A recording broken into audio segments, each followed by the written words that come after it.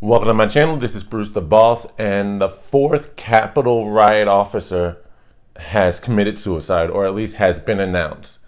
By the way, if you're new to this channel, which a lot of people probably are now, again, having my previous YouTube channel nuked during the whole purge of censorship over the talk of the pandemic, please go ahead and smash on that subscription button, subscribe to this channel, like this video, comment on this video, share this video as YouTube's doing its darndest to once again suppress during the algorithms. But we're going to get into the topic, which is, again, the fourth Washington Capitol officer has been reported to have committed suicide. His name is Kyle DeFreytag, was just announced late yesterday. He would be the second officer to be announced having committed suicide yesterday, Monday, August the 2nd, 2021. The other one was a Gunther Hashida, if I'm not pronouncing this name wrong. He committed suicide apparently, or at least his body was found Thursday of last week. Kyle DeFreytag actually committed suicide a couple of weeks prior, sometime in the month of July. Not too sure on the exact date, but everything about it is highly suspect. Reason being, and couldn't help but notice in almost every article you see, they word the headlines and or the article, which is extremely short, by the way, in order to try to link the suicides to the Capitol riot that occurred on January the 6th, which is very suspect. Again, not only the fact that they're trying to link it, but even the fact that these officers committed suicide in such a way that they're trying to blame it on what happened. When, if you don't know, if you don't live anywhere near Washington, D.C. in the Northeast, D.C. is not only just the nation's capital, it is the crime capital of the country.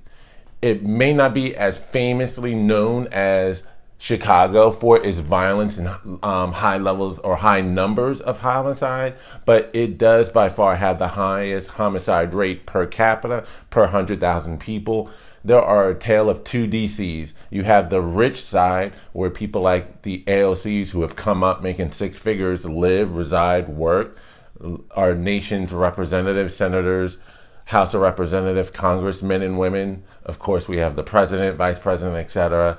And you have all of those lobbyists. And then you have the other side of DC. Like Miami, it has a ghetto side, a crime-ridden side, where you have easily as many as 25, 26 people per 100,000 getting killed every single day. You have a 1 in 19 chance in DC of being the victim of violent crime.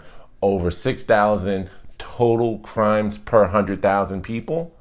Over 1,000 total violent crimes per 100,000 people. They see some messed up stuff in DC. It is crazy, asinine, ludicrous to think that the kerfuffle that occurred on January the 6th is the tipping point when you think about the things that these officers have to be a part of, in the thick of, every single day in DC. It is a mess down there. And it's very suspect that these officers committed suicide to begin with because of, one, everything they've seen prior to that, to try to link it to January 6th as though all of the dead bodies, shot bodies, violent crime results, individuals who were severely injured, somewhat injured, and are just going through a lot of mental stress, that January 6th was somehow worse than the tipping point. Were they somehow part of those officers who let individuals in? I know that's controversial to say, but we have videos, the fact that there were officers who there was no violent kerfuffle, no incident, no issue. People were protesting on one side of the Capitol building, and then we just have officers just waving them in, just letting them in. There was no fight, no resistance whatsoever. Literally say, hey, come on in. And they opened up the barricades and waved them on in. They were opening up doors for these individuals to walk into. They were taking selfies with these individuals. You can smell as a potential setup. Were these officers part of that group and unit, and not the one where they're on the other side of the Capitol, where there was more so violent confrontation? Because there were a tale of two Capitol riot, so to speak. You have the one side where there were some violent individuals who were trying to force their way through the barricades and up to the building steps. And this was a very small number, all during President Trump's speech almost 2 miles away. And then you have the other side where the people were literally just let on in, not a single lick of violence. And then you have those who were still at Trump's speech, like the founder of the Walkaway Movement, Brandon Straka, who has video evidence of his story, who by the time they made it over to the Capitol building from the Trump speech, and in his case, like many others, they left a little early before he finished. But by the time they do get to the Capitol, people were just walking in. There was zero violence being had or taking place. They literally just saw people funneling into open doors, and they made their way through. Little to no violence being occurred at that particular time. So you have the tale of two Capital Riot events, and depending on what time and where you were at specific time, as to what happened, what you saw, what occurred. All right. But they're trying to frame this, and it makes me wonder again, were those cops either part of the individuals, part of the Capitol Riot police, who were just letting people in? And so their testimony wouldn't have fit with the narrative? Or was there, again, there's no evidence of this. Just throwing it out there because it just seems suspect. Because listening to the Capitol police officers who have testified so far in the January 6th commission, they're making it sound like this was part of that narrative. And I did a video on it. You can go check it out in terms of Megyn Kelly addressing the fact that you have leaders and or individuals in the media trying to equate January the 6th to being even worse than 9/11, when in fact it wasn't even worse than the 2020 BLM riots. Not even close. Not even close in terms of the damage done to property, not close to the number of injuries, not even close to the number of deaths.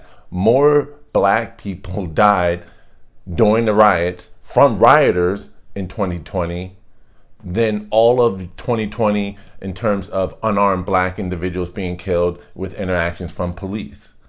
What was it? At least 24, 25, including David Dorn. And so if any event should have traumatized cops, it would have been the lawlessness that was occurring week after week, seemingly month after month, for pretty much all of 2020, at least up until the elections, if I'm not mistaken. I think Philly was the last worst of the riots back in October or so.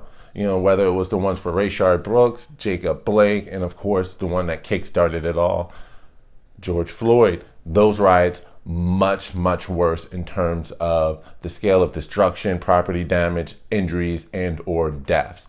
And why was there no commission for that? And why don't we have officers testifying to that? The fact that they're keeping quiet about one, but only talking about the other, not saying that January 6th was a nothing event. I'm just saying it wasn't the only event that occurred within the past several months leading up to that. And it wasn't even the worst of them.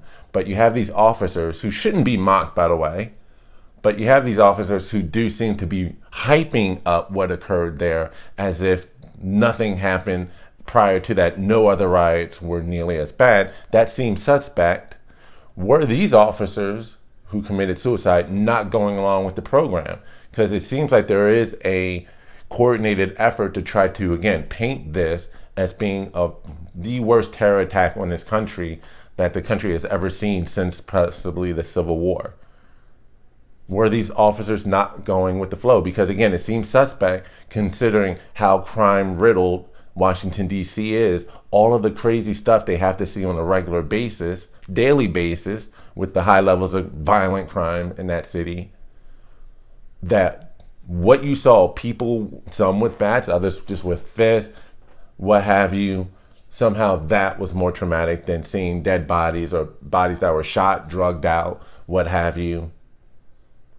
That will put them over the edge. It just seems very suspect. But that's me. That's my thoughts. This is my video. Don't forget to subscribe to this channel, like this video, comment on this video.